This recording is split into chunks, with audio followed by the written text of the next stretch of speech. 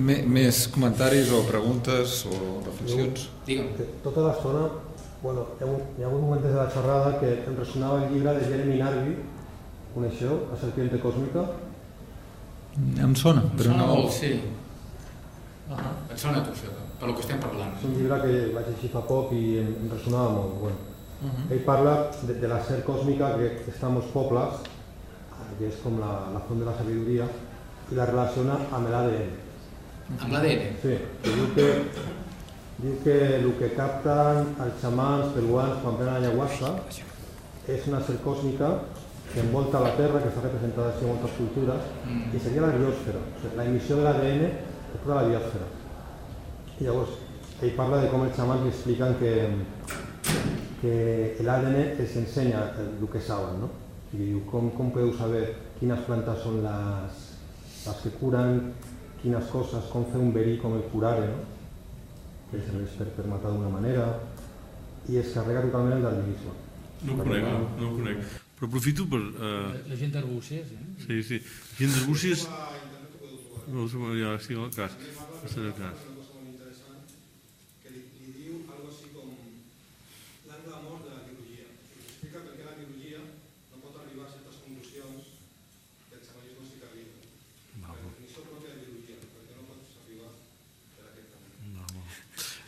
Sí.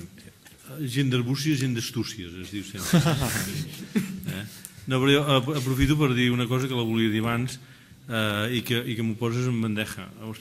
Fa molt poc vaig estar de tribunal en una tesina a Bellaterra de dues noies i un noi que havien anat a estudiar una comunitat indígena a Bolívia, els ximans, que fa molts anys que es treballen allà. I van anar a estudiar a veure quantes plantes coneixien els ximans. O sigui, el ximà mig, ni el més llest ni el menys llest, quantes plantes coneixien i què coneixien de l'entorn, no? Sabeu quantes plantes coneix un ximán mig d'aquesta comunitat? 470 espècies. Les coneix, no coneix els estams i els pistils i si té els sèpals o l'involucra així, sinó que coneix tot. La seva ecologia, les seves propietats, si és curativa, si és tòxica, si és màgica. Com vaig sortir del tribunal, sabeu què vaig fer? Vaig telefonar, a l'autònom són 40.000, doctors, catedràtics, becaris. Vaig telefonar a un company de botànica i dic, a l'autònoma qui coneix 470 plantes? Diu, els dits de la mà, no coneixem res. A la farigola. No, romaní, no. Romaní. No coneixem res, és a dir, a la universitat, col·legues meus que parlen de biodiversitat i projectes internacionals i no identifiquen un pardal, ja no identifiquem un pardal. Ja no identifiquem un pardal, no, però no és important perquè tenim un model matemàtic. Sí, exacte. Vale, però un pardal, una oreneta, la diferència entre un falsiot i una oreneta col blanc. No vull trepitjar cap ull de poll perquè no m'agrada que em convideu. Estem analfabetitzat. El ciutadà i la ciutadana mitja té una visió del National Geographic, una visió televisiva de la natura. Allà poltronats al sofà de casa i ens ho donen tot passat pel túrmix. Allò no és la natura en absolut, és una visió fantasmàtica complement. I així estem, els nens tornen a venir de París, metafòricament. És a dir, això Chomsky, no sé si Chomsky és que sempre diu coses interessants, ell parla de la inflació de l'adonisme urbà, en aquest moment els ciutadans urbans ja no saben només les coses, no?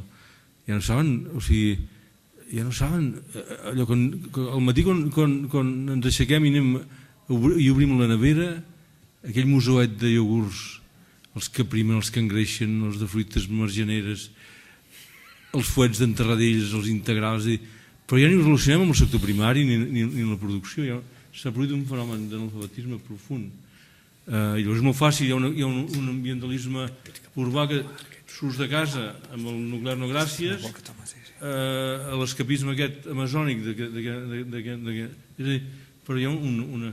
Jo crec que una de les coses importants, i que a Barcelona estan veient coses molt interessants, cooperatives en aquests moments, gent jove, preparada, que ja comença a fer hortes, que ja comença, és a dir, la subversió s'ha de fer, no pot ser. Si no, vaja, ja acabo aquí, ja ho deixo aquí, és a dir, el Ximans 470 plantes i l'Autònoma amb 40.000 que som i no sé quants catedràtics i quants màsters, som 5 que coneixem 470 plantes. I no com a curiositats botàniques, no s'ha d'entendre en absolut en aquest sentit. Ells ho coneixen des del punt de vista existencial, de pensament, de clínica, de tot. A nivell pràctic. Potser vagin parlant amb la gent. Sí, i això té molt a veure amb el paradigma científic amb el qual intentem entendre la natura, perquè aquest paradigma ha fet especialitzar el coneixement d'una manera tan brutal que els membres d'un departament de qualsevol facultat no entenen ni tan sols el llenguatge dels membres del departament del costat, que això passa a biologia però crec que també passa a filosofia, oi? I ha fet que es posi èmfasi, com deia el Martí, en models matemàtics, amb anàlisi del codi genètic, etc., però amb la forma de la planta en conjunt cada vegada se'n sap menys. De fet, crec que els botànics de fa 100 anys segurament coneixien més plantes que els botànics d'avui en dia, que s'especialitzen en un gènere i prou, i aleshores ja sabem molt, cada vegada sabem més i més de menys i menys. Cada vegada tenim més coneixements de coses més petites i més reduïdes i més, en el fons, insignificants. Continuem, sisplau. Ulisses.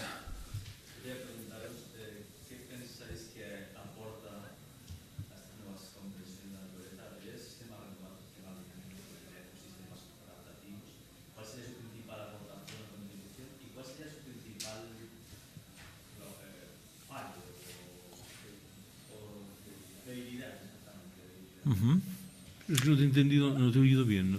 Sí.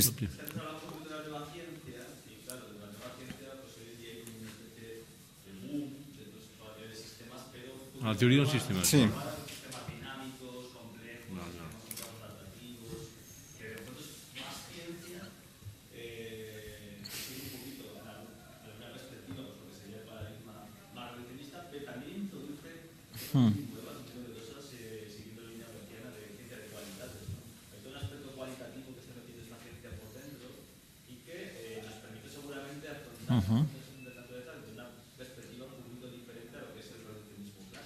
Entonces yo preguntaría cuál es vuestra perspectiva, qué aportaría, cuál sería la principal aportación de teoría de sistemas a esta renovada para la naturaleza y cuál es su principal debilidad también.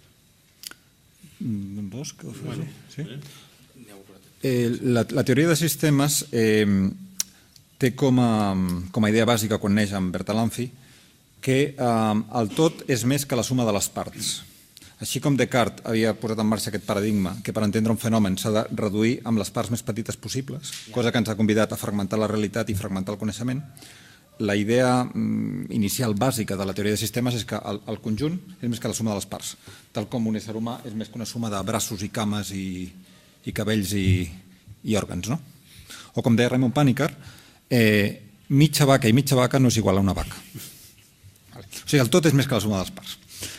D'aquí han sortit moltes coses que ens han ajudat a entendre que la natura i l'univers és molt més complexa i molt més sofisticat del que havíem pensat. Pel que fa a la teoria de la complexitat i la teoria del caos, per exemple, ens han fet sortir d'aquest paradigma en el qual se suposava que l'univers és tan mecànic que podem saber-ho tot i predir-ho tot. Laplace, com sabeu, a finals del segle XVIII, diu que si sapiguéssim la ubicació de totes les partícules de l'univers, podríem extrapolar i saber què passarà en qualsevol moment del futur i què ha passat en qualsevol moment del passat. Perquè si saps la ubicació de totes les partícules, saps les lleis que les regeixen i a partir d'aquí pots saber-ho tot. No? Pots saber-ho no només del món físic, sinó quin poema escriurà Shakespeare en aquest moment, què li passarà al cor de la teva xicota demà. No? Podria saber-ho absolutament tot. Se suposava que aquest era el model de realitat que teníem, absolutament predictible. I en realitat l'univers no és així. Avui en dia sabem, per exemple, que hi ha coses que són caòtiques, en el sentit que no podem predir res d'elles per la seva... no perquè les nostres matemàtiques no arribin prou enllà, sinó per la seva pròpia dinàmica. Per exemple, l'astronomia era el model bàsic d'aquest model de certesa. A mitjans del segle XIX, quan es descobreix Neptú, ja se suposa que ja ho sabem tot del sistema solar. I a principis del segle XX es descobreix que hi ha una cosa molt simple, que és el que Poincaré anomena el problema dels tres cossos. Si tenim dos planetes, podem calcular absolutament la influència gravitatòria de l'un sobre l'altre. Però si en tenim 3, ja no hi ha manera de calcular-ho amb exactitud. El tercer element ho descol·loca tot. Tal com si hi ha 2 persones que s'estimen i entra una tercera, ja se descol·loca tot, doncs això Poincaré diu el problema dels 3 cossos. A la que hi ha 3 objectes a l'univers ja no es pot calcular absolutament res. A partir d'aquí entrem en un univers que ja no és una màquina en la que tu pots calcular, controlar, etc., sinó que hi ha un element d'espontaneïtat. I aleshores, per mi és molt interessant que amb les eines de la ciència, amb fórmules matemàtiques, amb equacions, etc., ens adonem que l'univers no és simplement un objecte, sinó és més com un tu. És quelcom que té un element d'espontaneïtat, ni que sigui mínim, que pot sorprendre, que pot ensenyar coses amb el qual pots entrar en diàleg. I per tant, convida una relació amb la natura que no és de dominació o control, sinó una relació molt més participativa. Sí, estic molt d'acord. Potser jo aquest camp no és un tema que l'hagi estudiat en profunditat, potser en el camp de l'ecologia qui ha fet més seu la teoria dels sistemes ha estat Margalef. Margalef que ha estat realment de les seves teories que ell, per resumir molt, ell diu que hi ha una acceleració dels processos que no té precedents i que respondia a la segona llei de la termodinàmica i la teoria del caos, i que aquesta acceleració el que fa és reduir la capacitat reactiva i de canviar-los, aquests processos, diguem-ne, no? O sigui, ell amb això jo crec que és una mica neodeterminista. Aquí jo una vegada vaig tenir un debat públic amb ell que ell, jo crec que això, jo tinc una perspectiva sempre molt social, procuro tenir, molt social. I aquest neodeterminisme, ell d'alguna manera acaba dient que nosaltres socialment no podem fer res, diguem-ne, no? No podem fer res per aquestes tendències i aquesta acceleració dels processos, i que tot està una mica predeterminat, diguem-ne. És a dir, que l'espècie humana ha de baixar la seva arrogància existencial i que això és un cicle, diguem-ne. Clar, això és un... A mi intel·lectualment això em deixa... em produeix l'efecte kriptonita aquest metafòric, no? Que et desmobilitza, diguem-ne, no? O sigui, estic molt d'acord. Sí, jo més... No, molt breument, empalmant amb el que diu el Martí Boada i parlant del Margalef, no? Perquè jo recordo també un famós debat que vaig tindre amb el Margalef a les biològiques, no? Sobre Steiner. I realment una de les persones que el posava més nerviós era Rudolf Steiner amb el Margalef. No el van abominar del tot, la botànica... Sí. La botànica de Goethe encara no entenc com l'han enterrat, diguem-ne, no? És una ciència apòcrifa que no l'entenc. Jo vaig defensar amb aquesta xerrada die Botanik-Lehre von Johann von Wolfgang Goethe, evidentment, i també, sobretot, deixebles de Goethe, no? Hi havia personatges... Coneixem pocs científics que eren amics i deixebles de Goethe en el segle XIX, però que són molt poc coneguts i són molt importants. Carl Gustav Carus, per exemple, un personatge clau, va fer un llibre sobre psicologia, precisament, sobre què és l'home des de la perspectiva de Goethe, però aplicada a l'home, meravellós, un llibre de psicologia que trenca esquemes, i li va enviar a en Goethe. I Goethe, abans de morir, va ser l'última obra dels admiradors que li enviaven que va llegir. I va apuntar les seves impressions sobre aquesta obra. I es va morir al cap de 2 mesos. I això va quedar perdut al despatx i al cap de 4 o 5 anys van descobrir i li van enviar a Carl Gustav Carus els comentaris de Goethe a la seva obra. Una obra meravellosa que ja preludia Carl Gustav Jung, ja preludia la teoria dels arquetips i tot. Hi ha diversos científics que precisament que desenvolupen idees goethenianes una miqueta amb la direcció de la teoria dels sistemes. Hi ha una sèrie... Gorres, també, no?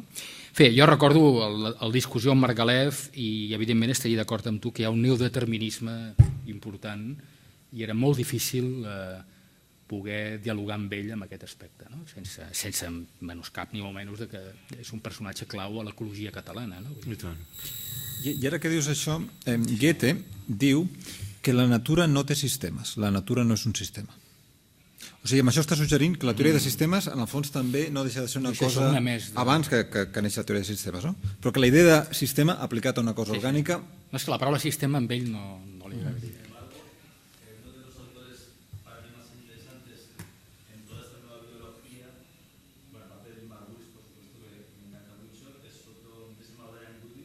Goodwin.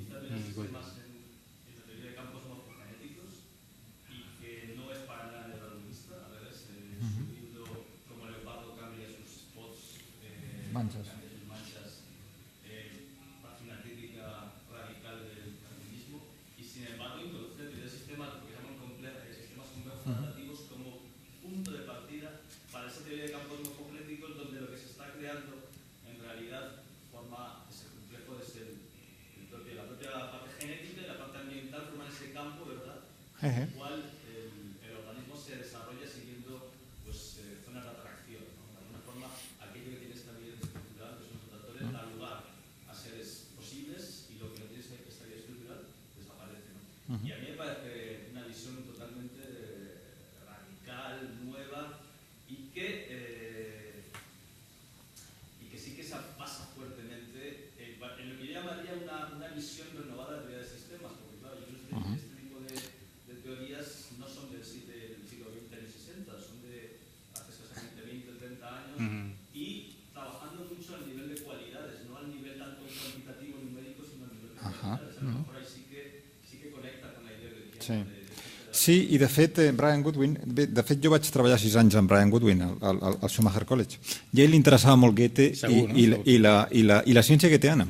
I en el programa en el qual tots dos ensenyàvem, ell convidava, ell dirigia el programa, ell convidava una experta, per exemple, en botànica goetheana, la Margaret Colquhoun, una escocesa que té un llibre que es diu New Eyes for Plants, que és un llibre de botànica goetheana contemporània fascinant. O sigui que a ell li interessava moltíssim tot això i posava molt èmfasi en la ciència de les qualitats. O sigui, abans deia això que des de Descartes només hem cregut que és real el que és quantificable. I aleshores Brian Goodwin té per exemple, un article important que es diu que el centre és A Science of Qualities, una ciència basada en les qualitats. I això és influència quotidiana, directa. I això sí, per la lectura. I parlava llegir alemany i citava versos de Goethe en alemany, Brian Goodwin, o sigui que sí, la influència està molt clara allà. Nosaltres quan treballem en paisatge i nosaltres treballem, jo us he dit abans que us pot haver semblat una putada, que jo no estic tant en la teoria, la treballo i la fonamento, però m'interessa molt estar a peu de treball, a peu de terra, i per exemple treballo temes de canvi climàtic, però no escenaris de futur, sinó manifestacions actuals. I una manifestació que treballem molt clarament i que hem publicat en revistes d'impacte, resulta que sí, que té a veure, o sigui, aquests canvis que nosaltres treballem, com la vegetació va canviant, té aquestes formes morfogenètiques, fa uns patxes, és a dir, té la forma tíger i té la forma pantera, és a dir, les taques, és a dir, el canvi global s'expressa territorialment. Les línies que nosaltres treballem, passa que nosaltres en dèiem ínsules, i penínsules, però ara estem incorporant aquesta visió, perquè de fet l'expressió d'aquest canvi global visualment en la dinàmica dels sistemes, però dintre dels ecosistemes, s'expressa visualment i morfològicament amb aquestes formes. És una cosa molt singular.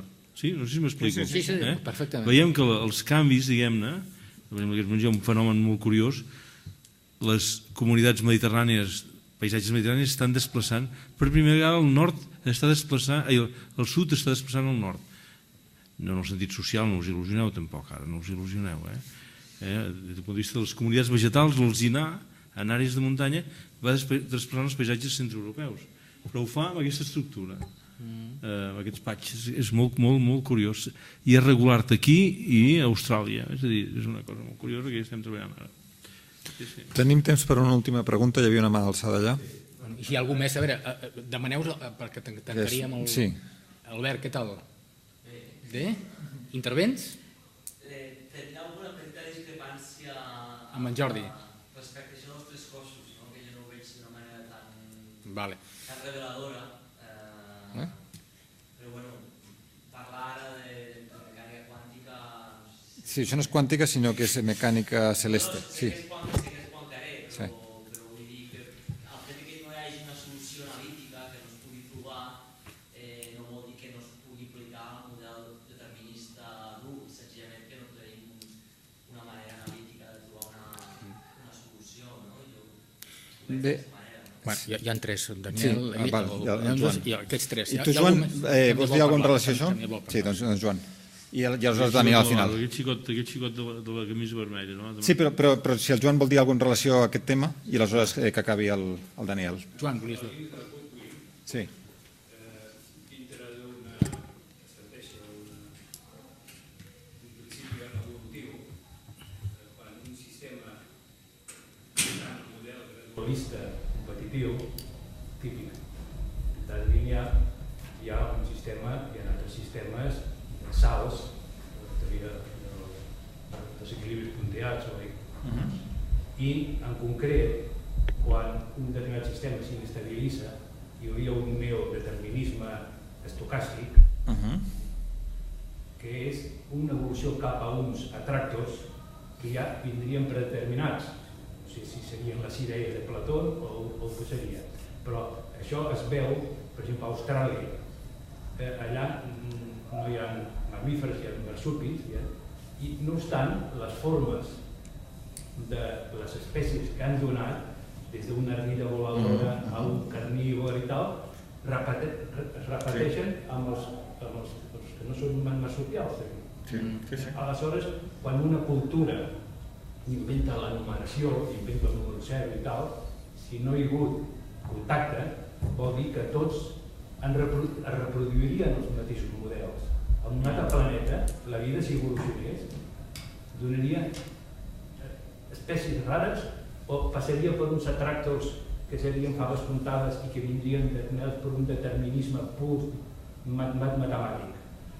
I aleshores, inclús es podrien fer previsions a través dels paràmetres de la Lyapunov per quan els sistemes no són lineals que segueixen els models d'un saber, sinó les estructures dissipatives que segueixen unes altres evolucions que no venen dades i que pot haver-hi una contingència.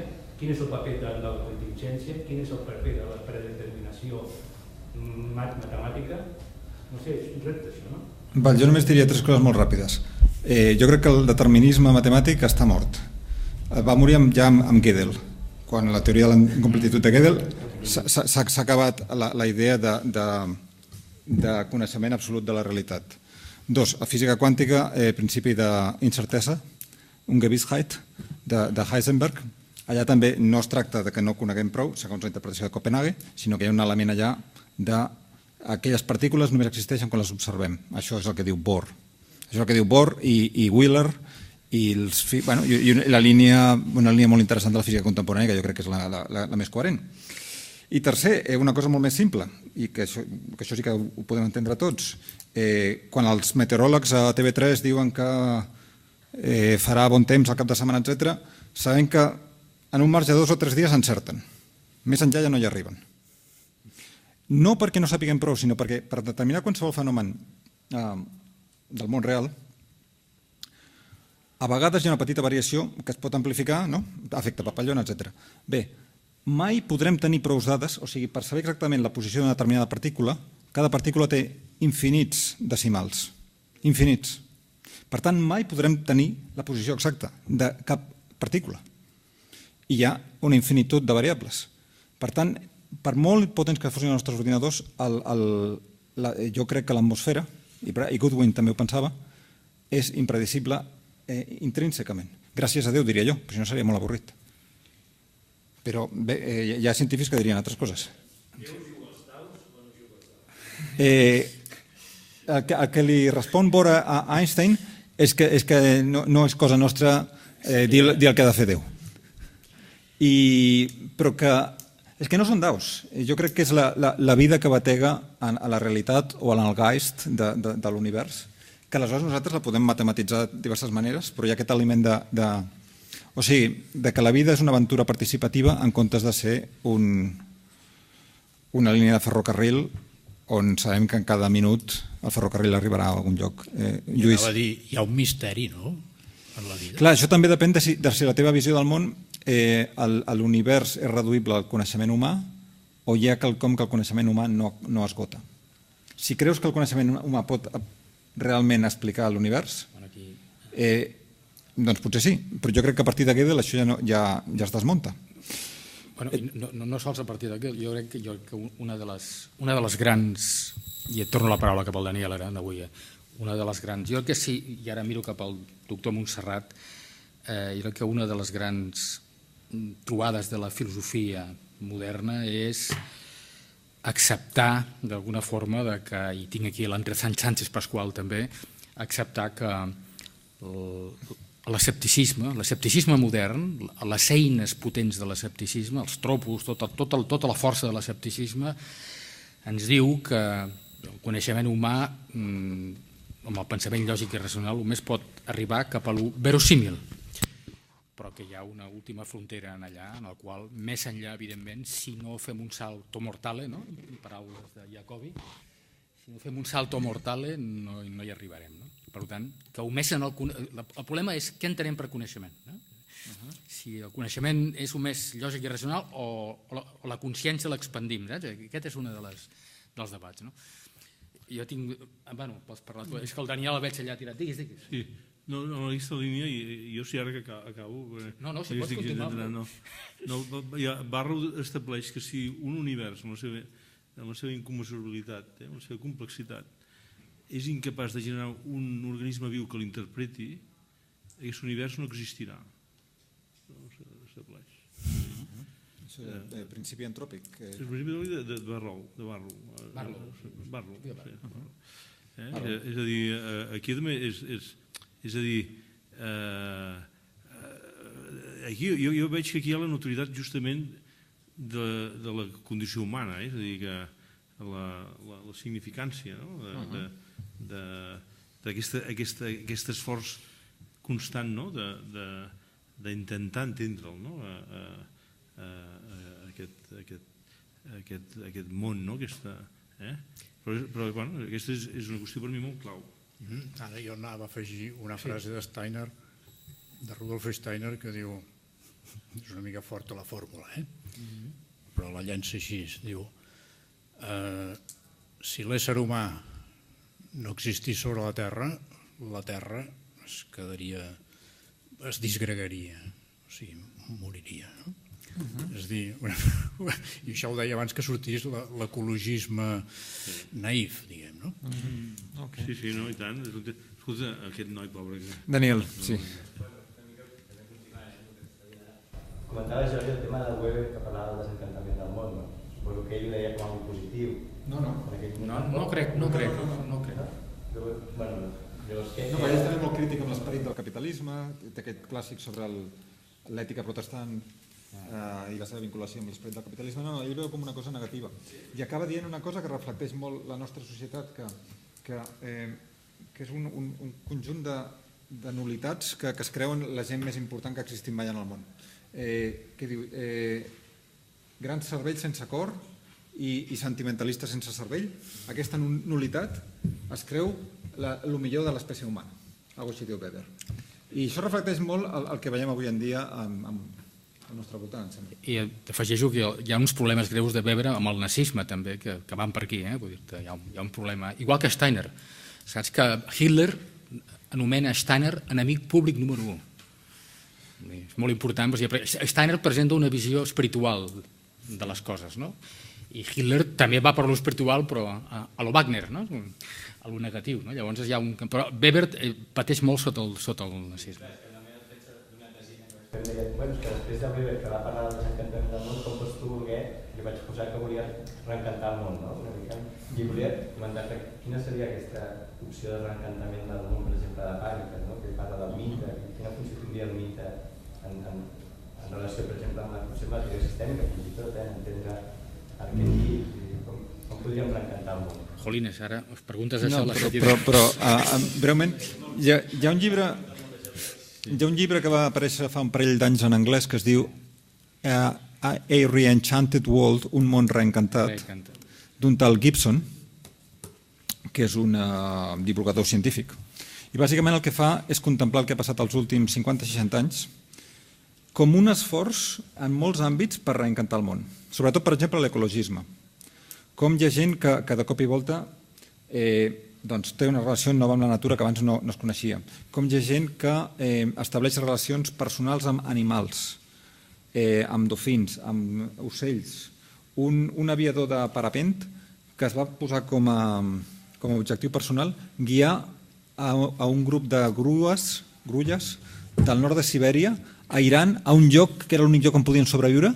Es va estar entrenant, va criar tota una sèrie de cries perquè el reconeguessin com la seva mare i va ser capaç de portar centenars de grues que si no s'haguessin extingit al nord de Sibèria al seu nou hàbitat de l'Iran. O sigui, aquest tipus d'empatia, aquest llibre dona molts exemples d'això, com molta gent de molts diversos àmbits sent aquesta necessitat de tenir una relació amb la natura que és molt més reencantada. Jo et citaré un altre llibre, i per l'hora que si no també entraríem, Peter Calhoun, Con el alma en llames.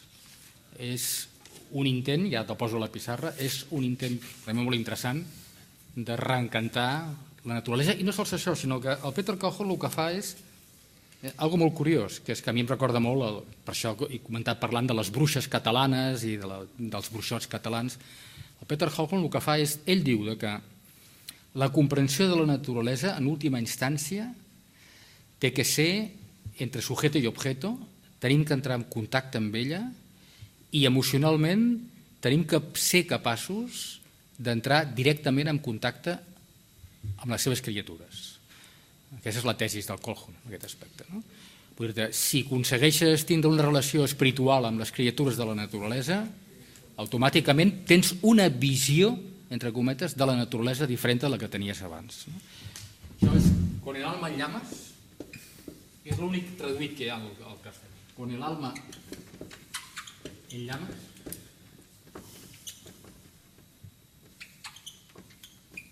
Peter, vaja, en anglès, Peter. Hi ha un tema, si em permeteu, hi ha una mica un discurs que diu, en aquesta situació de babelisme, de l'acceleració dels processos, i reconeguent que en aquests moments el que hi ha és una crisi no de civilització sinó civilitzatòria. Aquest és un matís semàntic molt important perquè no és d'un model, sinó que és civilitzador perquè és transversal i no se n'escapa ningú.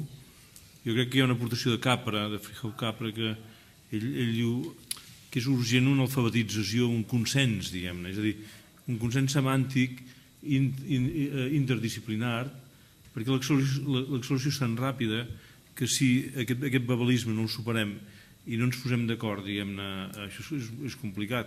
Per això ell ha teoritzat sobre l'alfabetització ecològica o ambiental, posar-nos d'acord en les qüestions bàsiques i fins i tot formar-nos bé, diguem-ne, quan parlem d'ecosistema o parlem de resiliència, és a dir, que tinguem coincidències en aquest sentit. Perquè si no, i això és una metàfora més rural, ens pot passar com aquell pagès de la muntanya que feia anys que estava fotut i reclamava l'extremunció i quan li va arribar l'hòstia era mort, diguem-ne. Aquí vam haver de posar amb calçador, diguem-ne. És a dir, hi ha una situació anòmala de dinàmica acceleradíssima que ve a la mi diu no podem estar els acadèmics tocant el violí mentre ens està cremant el bosc. Hi ha una urgència excepcional, diguem-ne, no? Martí, m'agradaria... Jo quasi també volia invitar els oients que visitin el santuari ecològic de Gallifa. L'únic santuari dedicat a la Mare de Déu de l'ecologia que existeix a Espanya està a Catalunya. Molt bé. Per tant, sí que us recomano que quan tingueu temps aneu a Gallifa i veureu tota la teoria panteista de mossèn Dalmau. Fa molta gràcia perquè hi ha els gotxos, això els més joves no sabeu segurament què és. En els santuaris hi ha els gotxos, els goigs que cada santuari té, que és la cançó, diguem-ne, dedicada a la Verge. I en aquest goig, que és un estil pràcticament del segle XIX, que la canten tots els feligresos, diu: Mare de Déu de Gallifa, cuideu-nos les biozoonosis, cuideu-nos la biodiversitat, les fanerògames. És una cosa que realment crida l'atenció, el discurs, cuideu-nos els biotops. No deixa de ser un element d'una gran singularitat.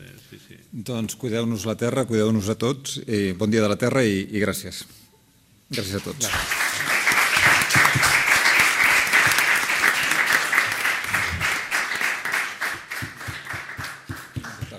Sí, però podeu agafar els llibres, eh? Jo us deixo aquest, que és aquest, us dono aquest. Per tu, Octavi. Gràcies.